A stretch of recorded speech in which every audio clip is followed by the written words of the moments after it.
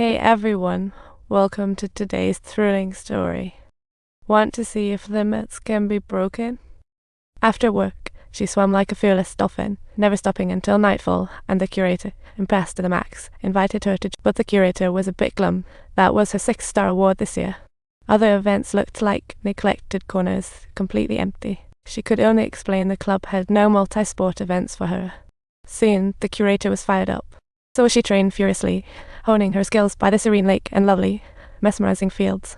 Suddenly, she met a deer with clear eyes sparking her curiosity. Subtitles, her heart said, "I just wanna have a look. See this little birdie."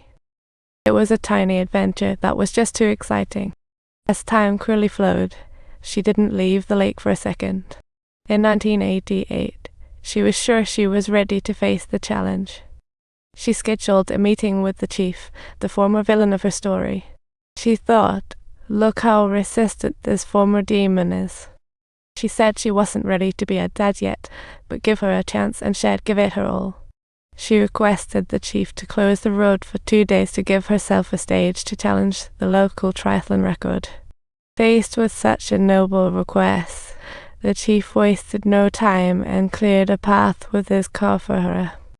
At the special triathlon challenge the club held for her, Gore broke the official record with a jaw-dropping time of 9 hours and 13. 3 months later, she received an invitation to compete from the organizers. A club manager with good intentions prepared round-trip travel expenses for her. But life is full of surprises. That night, Gore headed out for training and got slammed by a speeding car. She was seriously injured and rushed to the hospital, only to find out the nurse messed up her dosage. In her hospital bed, she could only helplessly watch the shadow of her past loom over her. Luckily, Dr. Ova arrived just in time to rescue her from the torment she was facing. The sight of her daughter instantly gave her a sense of quiet strength, helping her get through that tough night. However, her situation still remained a bit tricky, especially with those legs she could barely approach. Until the chief handed her the passport to go abroad and told her a name that meant hope. These 3 simple words reignited her fighting spirit in an instant. Next day, Dr. Ova woke up to find Gore missing from her hospital bed. Instead, she was practicing walking down the hallway alone, persevering despite the excruciating pain. Her legs were now strong enough to support her doing push-ups, and she could walk unaided. She regained jogging ability, her mother watching silently. Perhaps seeing her child rise from adversity was a different kind of happiness. When the dark clouds retreat, the blue sky and sunlight will surely illuminate the air. After 9 months of hard work, Gore finally broke free and regained her ability to run. Dr. Ova hoped the curator would persuade her not to compete. Young, healthy athletes can face unexpected risks. The chief was worried for her safety, testing the limits that come with danger. He knew she had completely transformed, no need to prove anything to anyone. But Gore insisted, "I haven't completely won yet. I need to face my darkness." Upon hearing these words, the chief had no choice but to compromise.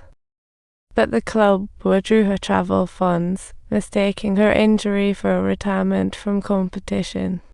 Intense training exacerbated her hidden illness. A few times, she even coughed up blood. Yet even so, she refused to give up, needing to prove she could conquer fear. Luckily, her friends supported her. The curator and manager organized a fundraising event for her.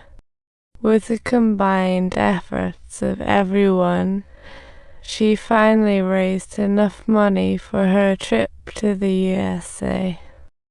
Arriving in Alabama, she enjoyed the coastal beauty but received some shocking news. The race distance had been doubled. She had to complete extra swimming and running. The curator suggested she stay for the scenery and not compete, since the rules were changed by the organizers. However, upon hearing that, Gore wasn't pleased at all. She smiled and continued speaking. At that moment, the curator revealed a brand new gift, a racing bike from Dr. Alva. In the reformed February 1990, the Ironman gathered on the shoreline, ready to begin. As the judge fired the gun, everyone rushed into the ocean, bravely swimming toward the opposite shore. At first, Gore maintained a steady pace, smoothly overtaking one opponent after another. But a sudden equipment failure sent her crashing into the water, which was truly heartbreaking.